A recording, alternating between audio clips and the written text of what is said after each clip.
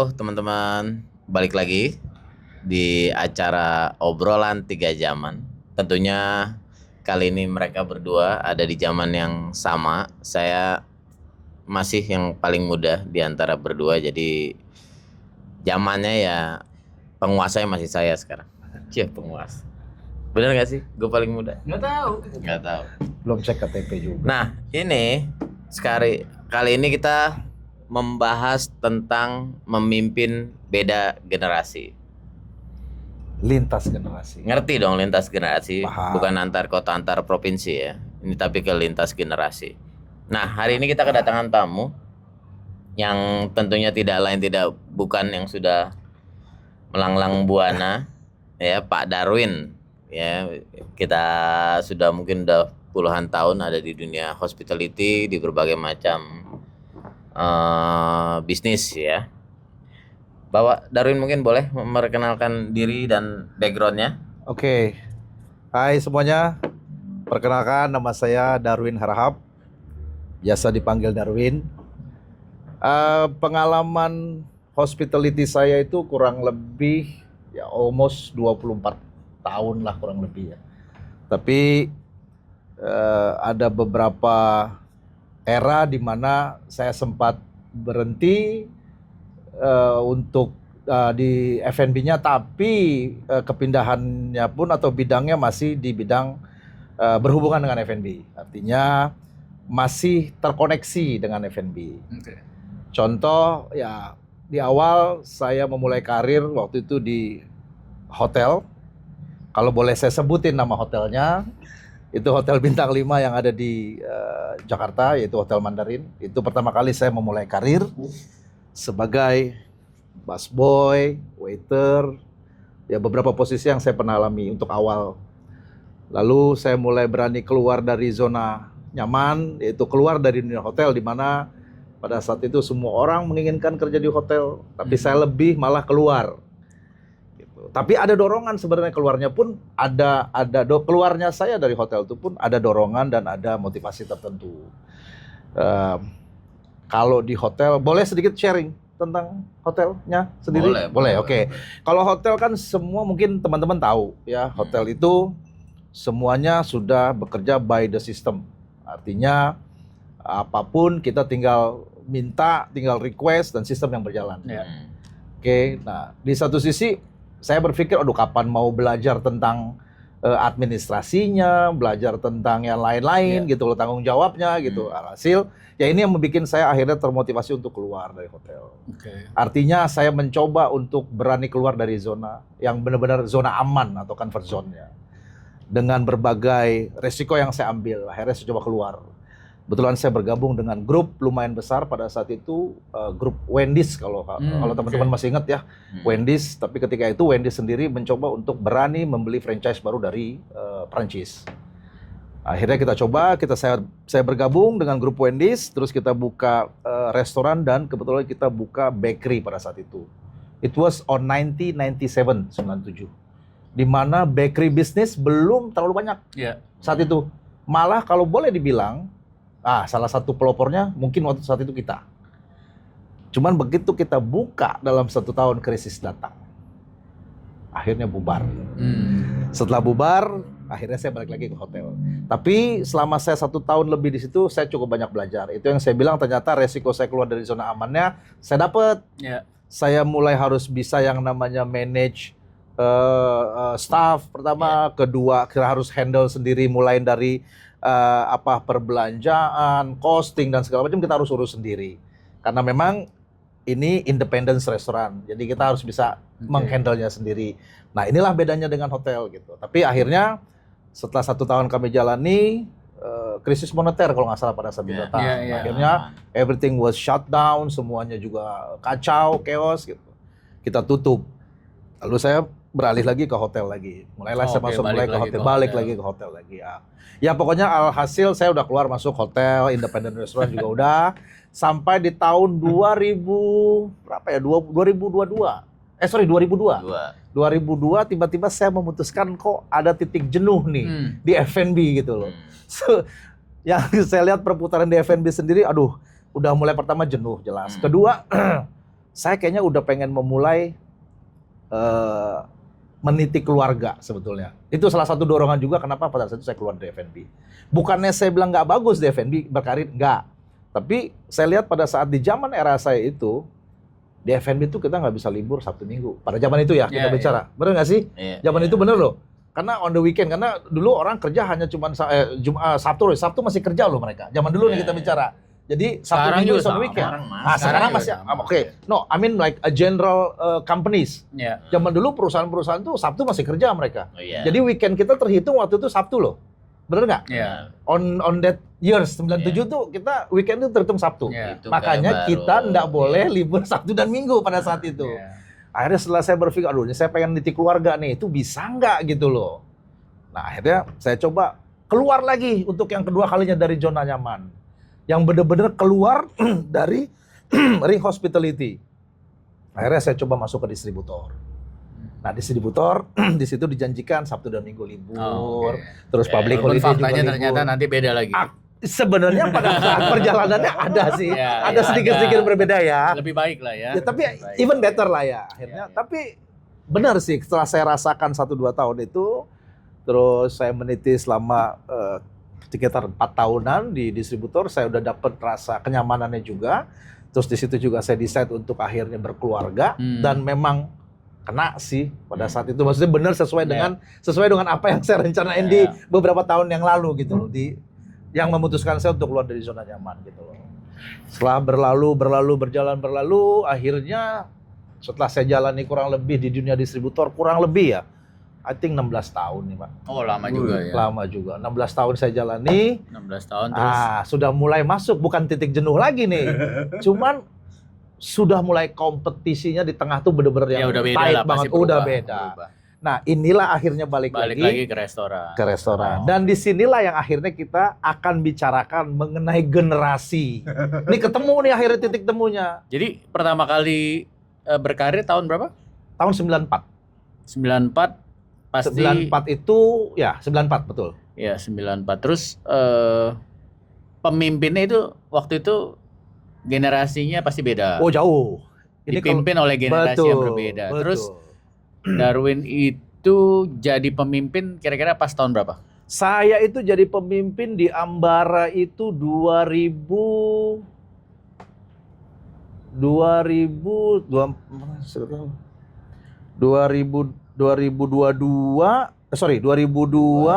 saya mulai itu sekitar 2000 saya mulai.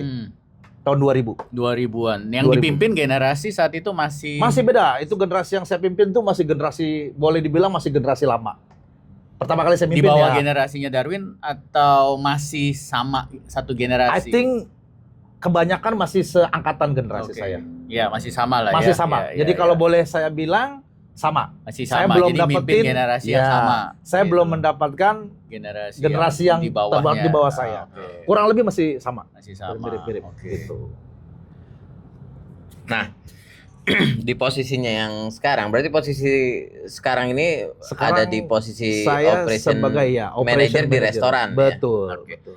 Nah, di posisi saat ini kayak tadi Pak Darwin kan udah bilang tuh kita lagi memimpin pertama kali itu di tahun 2000. Rata-rata emang generasi masih generasi karena bisa dibilang pada saat itu kompetisi F&B juga masih tight. Tapi tidak se-tight sekarang. Dalam artian nggak terlalu banyak karena belum bermunculan generasi barunya mungkin. Dan biasanya pas mimpin pertama kali kan, biasanya kan posisinya masih middle, belum paling tinggi. Jadi middle management lah ya. Betul, mungkin, betul. Gitu. Jadi ya bedanya masih sama. Nah, kalau boleh tahu ya, kenangan-kenangan saat itu ketika dipimpin, ketika Pak Darwin masih dipimpin sama orang dulu, apa yang Pak Darwin rasakan? Kalau dipimpinnya generasi yang beda. Pasti lebih tua dari dia. Jauh. Kalau gini aja deh, kita bicara pada saat kita awal-awal mulai kerja aja ya, di 94 lah ya, 94 95 lah ya. Itu kan kita dipimpin orang yang jauh generasi di atas kita ya. Artinya udah bener-bener mature, itu bener-bener orang mature ya. Yang memang mereka itu pengalamannya jauh di atas kita. Karena saya aja selalu saya inget pada saat itu usia saya tuh baru benar-benar 18 tahun. Jadi saya tuh benar-benar baru keluar sekolah. Ya, sekolah SMA loh, baru keluar sekolah. Jadi kalau pengalaman saya sih dipimpin sama orang yang terdahulu itu ya pertama dibilang keras enggak juga. Tapi disiplin ya mereka mengandalkan kedisiplinan. Terus cara mereka juga memimpinnya tuh gimana ya? Mereka tuh jadi benar-benar kayak antara bapak dengan anak gimana sih? Jadi benar-benar mereka tuh masih yang mau mereka tuh benar-benar masih yang mau ngajarin kitanya tuh benar-benar down to earth-nya, ngajarin tuh benar-benar lu harus begini nanti startupnya begini gini. Artinya dia tuh ngajarin benar-benar kayak modelnya tuh dia sendiri.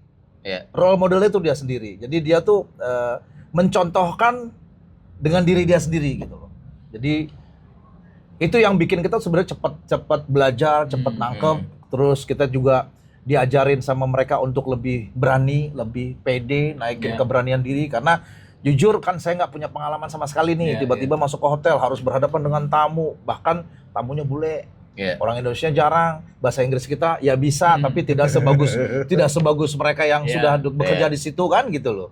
Jadi ini gitu. Nah, pengalaman itu sih sebenarnya yang akhirnya saat ini tuh ya saya pakai juga generasi ini yang sekarang. Cuman memang banyak perbedaan lah. Nah, lanjut ke berikutnya nih Pak Darwin. Dengan pengalaman yang dulu pernah didapat ya. Tentunya dengan sekarang memimpin ini kan udah generasi udah lumayan beda drastis banget nih. Banget. Bagaimana Pak Darwin mimpin nih? Lu mimpinnya tuh gimana? Terus ada nggak sih cara-cara dulu yang lu dapat itu lu pakai sekarang? Jadi kalau cara memimpin sekarang sih jujur aja ya memang bedanya jauh. Boleh kalau saya bilang ini sih kalau yang saya pakai di lama ke sekarang ini jujur aja hanya bisa kepake sekitar 20-25%, Pak. Di 75%-nya kita udah sulit. Karena ya ini tadi, akhirnya kalau saya lihat di saat ini ya pengetahuan di gadget juga sudah mulai bagus. Ya, kadang kalau kita ngomong sesuatu ke anak-anak pada saat ini pun mereka bisa lebih tahu daripada kita. Bahkan, cuman saat ini ya mereka merasa kalau gimana pun juga kita masih tetap atasannya mereka. Mereka tuh masih tetap nurut kita. Cuman memang cara yang kita pakai untuk mimpin anak-anak saat ini tuh benar-benar harus kita rubah. Kita nggak bisa pakai zaman dulu. Zaman dulu itu dielus-elus, kadang-kadang ditekan sedikit atau agak sedikit dikerasin, kita masih nurut, Pak. Kita masih yang gimana pun kita tetap hormat. Apalagi senioritas zaman dulu tuh bener-bener bener-bener kepake, Pak. Betul. Manager is a manager, supervisor is a supervisor, captain is a captain. You cannot say no gitu. Kita nggak bisa bilang enggak. Kalau zaman sekarang bisa. Itu. Cuman memang kita harus mempersiapkan diri, Pak. Lebih sabar kalau saya bilang. Kalau saya sih sekarang ngerasa jujur lebih sabar, Pak. Saya kasih contoh lah, untuk alasan-alasan yang sesuatu yang klise. Kita sudah bikin aturan, kalau mau nggak masuk, dadakan, paling lama, ya kita kasih waktu tuh ngabarin kita tuh 6 jam. 6 jam itu kan maksudnya supaya kalau memang mereka ada dadakan, mereka nggak bisa masuk, kita bisa cari pengganti untuk cover. Ya. Tapi itu pun mereka nggak bisa jalanin. Dan alasan-alasan mereka yang bikin klise tuh kadang-kadang kita nggak ngerti. Pak, mohon maaf hari ini saya nggak bisa masuk, Pak. Saya tanya alasannya kenapa. Bapak saya ulang tahun. Wah, kan gimana ya maksudnya? Saya cuma bisa jawab, waduh kamu apa ya? Masa kamu nggak tahu sih bapak kamu ulang tahun itu kan udah setiap tahun yang reguler gitu. Masa tiba-tiba lu kasih dadakan sama gue kayak gini yang kepastiannya tuh nggak jelas banget gitu loh. Nah hal-hal seperti ini. Terus kalau kita kerasin dikit, besok tuh mereka nggak masuk lagi. 2-3 hari dia nggak masuk. Tapi tiba-tiba di hari keempat dia bisa dengan enaknya masuk aja datang. Seperti dia nggak punya salah, seperti dia nggak punya apa gitu. Tapi ya ini lagi gitu. Akhirnya balik-balik itu memang terkadang untuk masuk ke dalam dunianya mereka, ya memang kitanya juga yang harus nyemplung ke dalam dunianya mereka. Ini sih saran saya. Karena kalau kita juga nggak pahami dunianya mereka, bagaimana kita mau mimpin dan ngatur mereka. Karena mereka ini tuh generasi-generasi sekarang ini tuh, ya itu tadi saya bilang udah pinter-pinter, mereka pengetahuannya juga bukannya jelek loh. Maksudnya pengetahuan anak-anak sekarang saya rasa udah lebih tahu daripada kita dengan teknologi zaman saat ini ya. Maksudnya mereka bisa cari apa aja di Google, mereka bisa search apa aja di Google atau di ChatGPT atau apa mereka bisa cari. Mereka bisa cari itu. Nah, akhirnya ya ini tadi yang dituntut tuh sebenarnya emang ya kesabaran kita aja, Pak. Kalau kita nggak sabar ngadepin anak ini, artinya ya memang harus pinter kita untuk tarik dan ulur. Ketika kita main, ya kayak apa sih kalau di dalam dunia film tuh kayak bad cop and good cop. Kadang kita harus jadi polisi baik, kita harus jadi polisi yang nakal atau yang jahat gitu loh. Untuk nyimbang aja sih sebetulnya gitu. Nah kalau kita masuk ke dalam dunia mereka, sebetulnya itu tadi untungnya kita cuma mau nyimbangin aja supaya kita dibilang sama mereka nggak kuno-kuno amat, kita juga dibilang sama mereka, bapak itu gaul juga, sehingga dari pemikiran mereka pun mereka ada respect nanti ke kitanya. Timbullah respect ke mereka, bapak itu ini juga ya, bapak itu. Kalau kitanya nggak tahu Pak dunia mereka, gimana kita mau ngajarin mereka atau kita mau guidance mereka gitu. Itu sih sebenarnya kuncinya kalau saya saat ini ya, yang saya lagi pelajarin gitu. Jujur, penuh kesabaran sekali Pak. Itu yang harus sabar sesabar-sabarnya Pak. Kalau kitanya nggak kuat-kuat, kita nggak sabar-sabar, berat. Gitu loh. Tapi kira-kira ya, selain kesabaran tadi, kira-kira ada tidak metode yang ya buat teman-teman yang saat ini juga lagi dalam posisi memimpin tuh yang bisa dibilang ya ini metode buat ngadepin mereka. Tadi kan Pak Dorin juga sempat ngomong kayak sabar, terus yang kedua berusaha untuk masuk ke dalam mendalami atau menggali dunianya mereka. Kira-kira ada lagi Pak Darwin? Yang paling gampang atau yang paling ampuhnya sih sebetulnya memang ya terkadang kalau kitanya mau lebih works lagi ya mungkin lebih ke pendekatan persuasifnya ya Pak, atau pendekatan lebih ke personal to personal. Rasa itu sih yang lebih, karena gini kayak kita training nih rame-rame kan, ramean nih kita training kan, ajarin bla bla bla bla bla segala macam, itu juga belum tentu masuk Pak, gitu. Nah akhirnya kita pakai nih zaman lama lagi nih, kita kayak review satu persatu, tapi santai Pak, jangan terlalu yang sekarang udah nggak bisa Bapak duduk depan nih, Bapak depan kita review segala macam, gimana kamu ini, kamu menu udah hafal apa, kamu ini udah hafal apa, kamu coba sebutin ini, itu nggak bisa masuk Pak, kayak gitu udah susah kita. Dia lagi berdiri sendiri di restoran atau sambil bekerja, kita duduk kita deketi sambil ngobrol aja gitu loh Pak, menu udah hafal apa aja.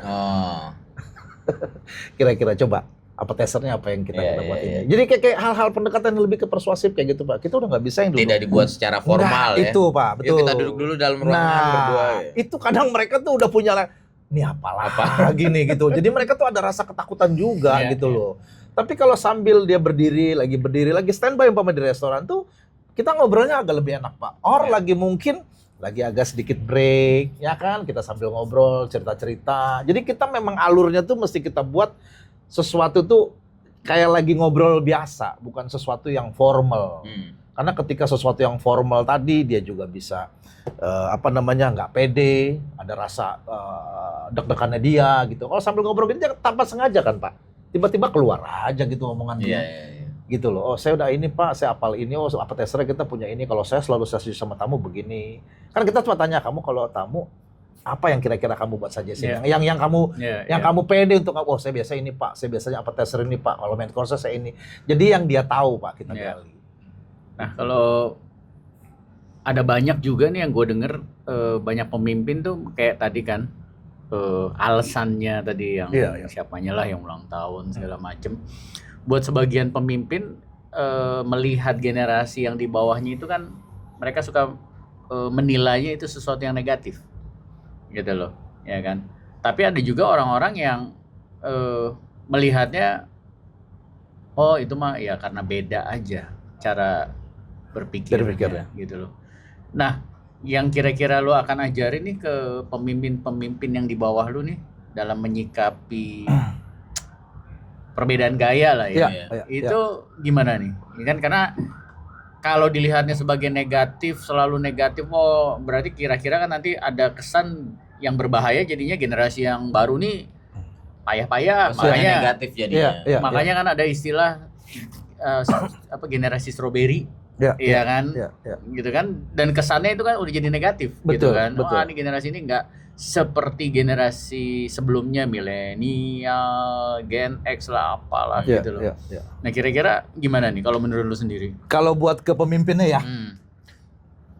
Ya, pertama kalau gue lihat kan sekarang yang pertama banget nih kalau buat anak-anak sekarang yang sedang memimpin atau yang mungkin yang dipimpin sekalipun ya gitu loh. Terkadang kalau gue lihat mereka tingkat baperan itu tinggi banget. Ya nggak sih? Tingkat baper sebenarnya yang tinggi gitu loh. Tapi ya itu tadi balik, kalau memang ya kitanya sih memang kitanya yang sebetulnya nggak boleh nyerah, dalam arti udah sekali lu kasih tahu begini terus lu bilang ini nggak bisa nih anak begini nggak, karena no matter how kita butuh mereka, Pak. No matter how. Pasti. In this generation tuh lu udah nggak bisa milih. I mean, lu nggak ada option lagi. Karena di era saat inilah kita hidup ya, yang kita butuhkan untuk di bawah yang kita pimpin tuh ya mereka-mereka ini. Yang jelas, yang pasti memang kita nggak boleh, istilahnya ya nggak boleh nyerah. Lu harus terus ajarin mereka. Pendekatan lu juga harus lebih agresif lagi, pendekatan lu juga harus lebih, dan lu nya juga jangan ikut baper. Kadang-kadang yang nggak tahannya pemimpin saat ini, karena udah saking emosinya dia tahan, kebaperan juga dianya, jadi ikut-ikutan baper. Maksud gue, jangan juga karena jangan karena ini anak susah lu ajarinnya, susah lu kasih taunya, lu ikutan baper, nggak bisa juga. But nggak boleh keluar dari koridor yang kita ada juga. Kalau memang SOP-nya atau prosedur lu seperti itu, ya lu harus jalanin prosedur juga. Kita juga nggak bisa lari dari prosedur.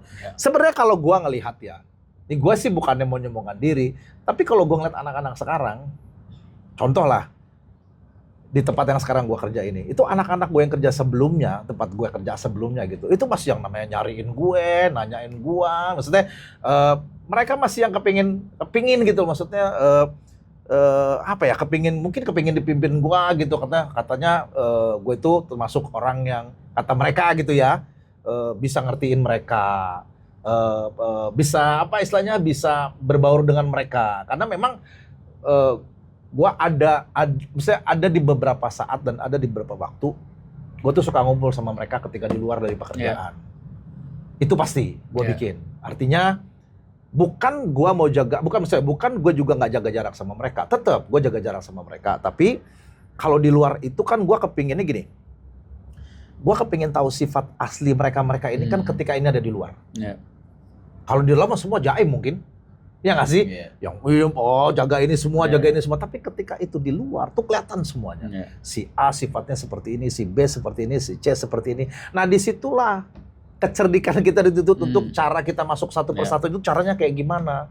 Lu nggak bisa nih begini, dia anaknya harus diiniin. Nah ini yang ini nggak bisa nih, lu harus mulai masuknya tuh dari sini. Yang gini, karena kadang mereka itu seperti apa ya, kalau gue bilang anak-anak di zaman saat ini kalau gue lihat tuh mereka pertama ada beberapa hal yang kalau gue baca di satu cerita, hidup mereka di saat ini tuh mereka dari waktu mereka sekolah atau mereka mungkin masih dalam mengenyam pendidikan aja, mereka tuh udah dibebani. Katanya. Gue baca di survei. Gue kasih contoh. Ini orang tua yang ngobrol sama anak. Nah, sekolah yang pinter. Biar kamu kerja dapat gaji yang tinggi supaya nanti kamu bisa nyekolahin, kamu bisa bantu adik kamu. Dia belum selesai sekolah nih. Nah, si anak tuh mikir, gila, gue selesai sekolah aja belum. Gue udah harus mikirin ntar nyekolahin nanggung adik gue kalau ini. Nah dari sekecil itu aja mereka tuh udah dikasih beban itu. Nah anak-anak sekarang dikasih masukan seperti dikasih quote seperti itu, pikirannya berbeda. Tidak seperti anak zaman dulu. Anak zaman dulu kan dikasih begitu, oh iya kita nurut. Kalau anak sekarang enggak. Tapi lu setuju nggak kalau generasi yang di bawah ini lebih hebat daripada generasi sebelumnya, atau jadi gini,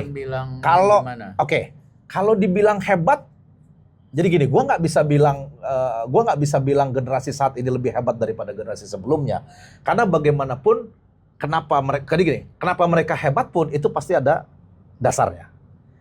Kalau gue bandingin dengan yang dulu pun, karena memang berbeda zaman dan berbeda teknologi sebetulnya. Jadi kalau dibilang kesuksesan yang mereka capai, mungkin iya. Gue harus akui yang sekarang lebih hebat. Kalau untuk pencapaian mereka, gitu loh. Terlepas dari generasi yang lama ya. Karena itu tadi sebetulnya, karena mereka pertama gue lihat didukung dengan teknologi. Ya. Mereka didukung dengan ilmu-ilmu yang mereka dapat itu lebih apa ya? Lebih banyak lah mereka menggali ilmunya. Kalau gue lihat tanpa kayak mereka orang zaman dulu sekolah, betul. Yang dulu kalau enggak perpustakaan kemana. Zaman sekarang no need Pak, sambil tiduran Pak lihat bisa orang bisa jawab. Gua rasa itu penting ya, karena kalau misalnya belum apa-apa kita udah menilai generasi ini. Setuju. Nggak sehebat kita. Setuju. Itu justru salah itu. Salah, makanya gua bilang kalau dibilang pencapaiannya saat ini gue setuju. Kenapa? Ya itu tadi, karena teknologi. Jadi memang sebagai pemimpin kita juga harus jaga cara kita melihat, karena kalau enggak nanti mempengaruhi perilaku kita sendiri. Kita harus admit, kita harus mengakui Pak, di era ini tuh makanya gue bilang kita harus mengakui di era ini tuh anak-anak sekarang tuh lebih pinter. Dan memang mereka beda, kondisinya, situasinya dulu. Betul. Ya, kita dulu baca koran, kalau mereka kan sekarang baca handphone. Setuju, gue setuju. Even lebih cepat. Iya, lebih cepat langsung Bahkan mungkin nanti gue rasa ya, don't know lah ya. Ya kayak yang training yang kita jalankan seperti kayak zaman dulu kita jalankan sih. I don't think sekarang udah nggak perlu kayak gitu lagi, langsung role play aja kalau gue bilang sih gitu, yang tak gitu, kayaknya sih. Iya, tingkat efektifnya juga. Tingkat efektifnya. Di role play terus juga lebih ini ya. Cara penangkapnya mereka juga beda saat ini. Jauh lebih cepet nangkepnya. Ini juga related sama obrolan kita di bulan lalu ya. Pas si Putri juga mention first day dia mimpin. Maksudnya di usia dia yang even baru mau nyentuh 24 ya. Dia masih muda banget sampai dia sudah mulai berpikiran, ya saya harus nemenin. Nah, nemenin maksudnya ini kan juga bukan satu kata yang mudah, nemenin, tapi kan juga bukan sebenarnya kalau dikerjain kayak sekarang sulit karena memang Pak, sempat juga kita ngobrol berdua, Bro Dani juga kita lihat kadang yang udah di posisi operation ini mereka ini nggak nemenin ke bawah tuh secara intens. Bahkan yang bisa ditemuin akhirnya dengan ya ini kayak salah satu hebatnya juga nih dengan independennya generasi yang sekarang ini dia bisa mencari tahu sendiri, akhirnya dia bisa belajar sendiri. Nah, ini kan juga sebuah pencapaian yang lumayan hebat lah buat generasi baru sekarang. Nah, Bro Dani sendiri ada nggak yang bisa di-share? Hah? Ada dong. Ya kalau gue ya kayak tadi, yang paling penting itu kan bagaimana kita melihat mereka, generasi yang kita pimpin nih, gitu loh. Itu yang menurut gue langkah pertama yang kalau salah, akhirnya kayak tadi, kalau kita udah nilainya jelek, udah pasti kan kita langsung punya pemikiran yang banget ngaco gitu loh. Karena ya memang setiap generasi nggak bisa terlalu dibandingkan lah, ya karena faktanya memang beda. Ada handphone dulu nggak ada, segala macam dulu harus ke perpustakaan.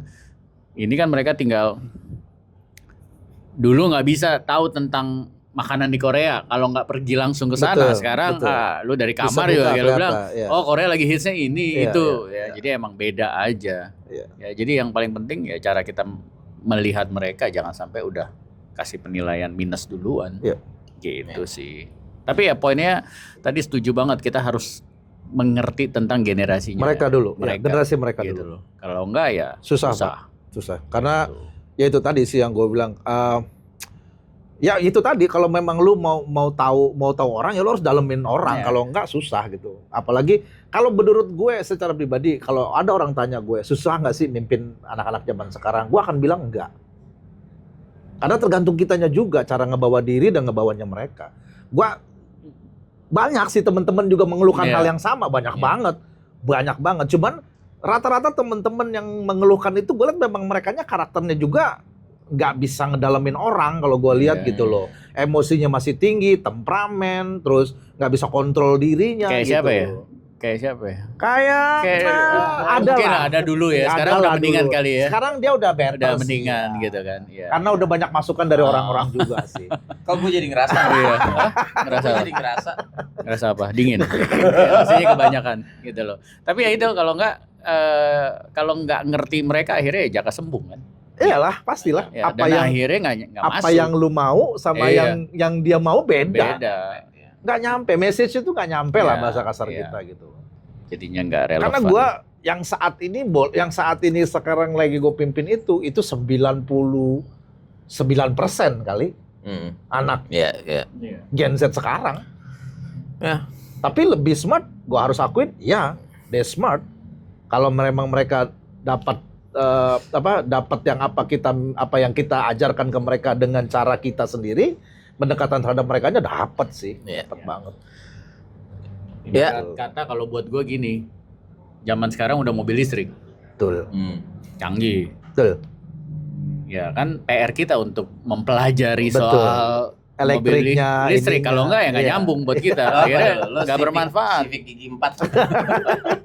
Ya ibarat begitu, udah lebih canggih, dan yang generasi yang sekarang memang lebih canggih. Ya kalau kita nggak pelajari ya kagak nyambung. Betul, betul. Sayang gitu kan.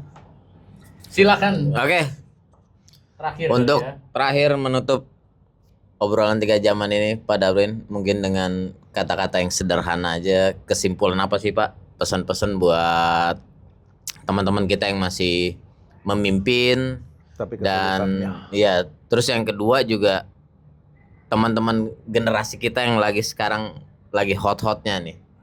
Jadi ada 2 nih Pak ya, buat yang mimpin Sama yang dipimpin. generasi terbarukan ini, sama yang kedua buat generasi ini supaya dia bisa lebih cepat accelerate. Ya. Oke, kalau buat bahasa.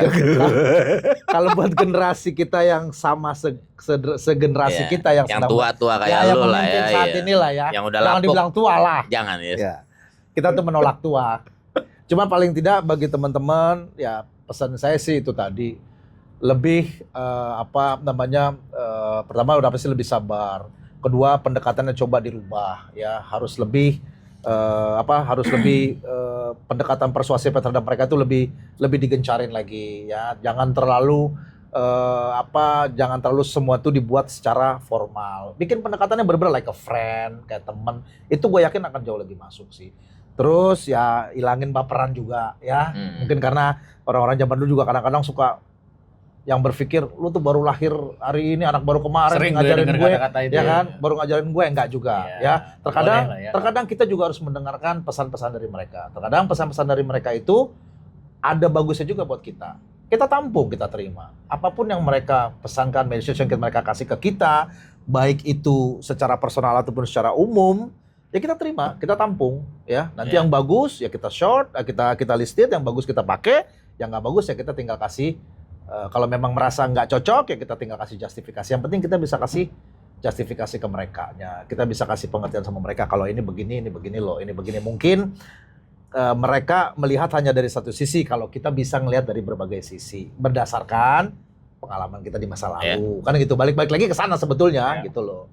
Nah, kalau untuk apa nih yang dipimpin atau generasi sekarang? Sekarang. Oh, kalau anak generasi sekarang, kalau pemimpin generasi sekarang, saya juga ngelihat ada beberapa pemimpin generasi sekarang tuh yang yang berhasil juga banyak saya lihat, tapi yang nggak berhasil juga ada beberapa. Tapi rata-rata yang nggak berhasil, saya kalau perhatiin rata-rata yang nggak berhasil atau yang kurang berhasil saat ini kelewatan ngikutin. Artinya kebablas ngikutin anak-anaknya. Jadi remnya tuh nggak ada, ngeblong. Harusnya maksud saya kita ikutin generasinya mereka, tapi tetap kita punya layer-layernya, ada remnya. Kalau kita harus injak remnya, tapi jangan terus ikut, dia kebablasan.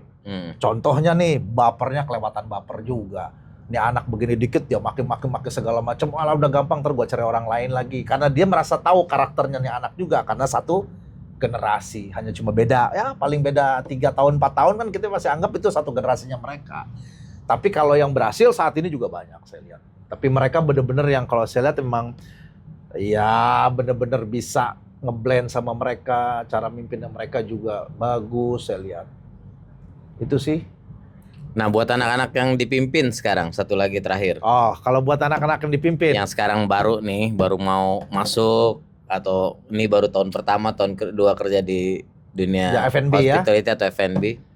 Ya bagi mereka sih pesan saya ya ikutin aja kalau mau sukses. Ya kalau mau sukses ya ikutin sesuai dengan prosedur yang berlaku di perusahaan masing-masing. Kedua, ya banyak-banyak belajar, banyak-banyak sharing sama atasan, banyak-banyak nanya. Nanya pun kita akan jawab kok. Maksudnya kita nggak akan kita nggak akan mensulitkan mereka atau kita akan menyesatkan mereka, tidak. Jadi banyak sering-sering nanya, sharing lah. Kan anak-anak sekarang saya lihat lebih sering ya sharing lah ya, bukannya meeting tapi lebih ke sharing, ngobrol, itu mungkin akan lebih efektif. Sering-sering nanya lah, sering-sering sharing sama atasan yang lebih pengalaman di atas mereka. Karena saya yakin anak-anak sekarang tuh pinter-pinter Pak.